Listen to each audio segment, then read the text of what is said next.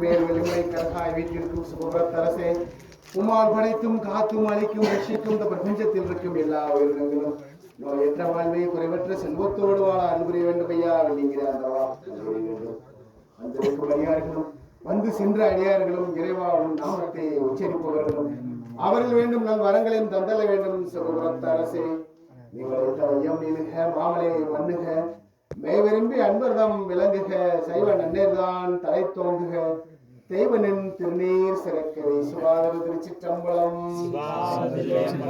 தன்னார்மதியும் தலல்வாளரவும் சடிலத்தனியும் தலைவாசரணம் மன்னாரிசையும் பகைமான் குரலும் படசெல்லே சரணம் பெண்ணாய் உமையும் ஆனாய் நீயும் பிணையும் திருமேனியனே சரணம்.